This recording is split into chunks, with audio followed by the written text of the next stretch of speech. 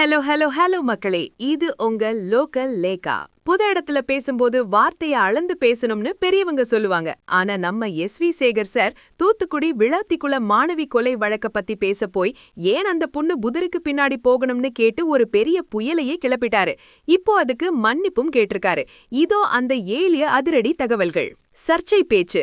திண்டுக்கல்ல பேட்டி கொடுத்த எஸ்வி சேகர் வீட்டு பீரோவை பூட்டாம போயிட்டு திருடன் வந்துட்டா சட்டம் ஒழுங்க சொல்ல முடியுமான்னு ஒரு ஷாக் உதாரணத்தை சொல்லி ஆரம்பிச்சாரு பாஸ். பெற்றோரே பொறுப்பு. பெண் குழந்தைகளை அவங்க தாய் தந்தை தான் பத்திரமா பாத்துக்கணும். பாத்ரூம் போனா கூட துணைக்கு ஒருத்தர் போகணும்னு அவர் சொன்னது சமூக வலைதளங்கள்ல விவாதத்தை கிளப்பிருக்கு. புதருக்கு லைட் போட முடியுமா? போலீஸ் தெருவுக்கு வேணா லைட் போடுவாங்க, புதருக்குள்ளையா லைட் போட முடியும்? அந்த பொண்ணு ஏன் அங்க போகணும்னு அவர் கேட்ட கேள்விதான் இப்போ பெரிய கொலகாண்டான சர்ச்சையா மாறிடுச்சு. மரண தண்டனை ஆதரவு. அதே சமயம் பாலியல் குற்றவாளிகளுக்கு உடனடியா மரண தண்டனை கொடுக்கணும், மிருகத்தனமா நடக்கிற போலீஸ்காரங்களை டிஸ்மிஸ் பண்ணணும்னு ஒரு பக்கம் ஸ்ட்ராங்காவும் பேசியிருக்காரு. வெடித்த எதிர்ப்பு.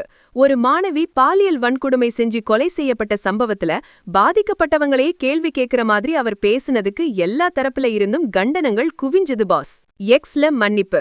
நிலைமை சீரியஸ் ஆகிறத பார்த்த எஸ்வி சேகர் இறந்து போனவங்க பத்தி தவறா பேசணும்னு நினைக்கல, நான் சொன்னது தப்பா புரிஞ்சுக்கப்பட்டுருச்சு, அதனால சம்பந்தப்பட்ட எல்லார்கிட்டயும் மன்னிப்பு கேட்டுக்கிறேன்னு பதிவு போட்டிருக்காரு. மன்னிப்பாரா பொன்ராஜ்?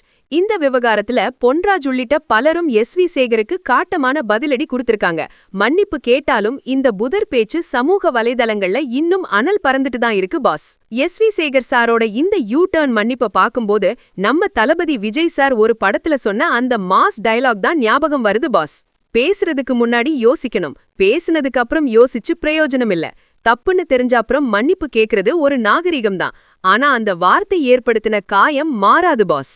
எஸ்வி சேகர் கேட்ட இந்த மன்னிப்பு போதுமா, இல்ல பொது இடத்துல இப்படி பேசுறதுக்கு ஒரு முற்றுப்புள்ளி வைக்கணுமா? உங்க கருத்தை கமெண்ட் பண்ணுங்க. தமிழகத்தோட நிமிஷத்துக்கு நிமிஷம் ஹாட் அப்டேட்டுகளுக்கு தொடர்ந்து இணைந்திருங்கள். ஸ்டே டியூன்ட் வித் பிராண்டி செய்திகள். Stay tuned.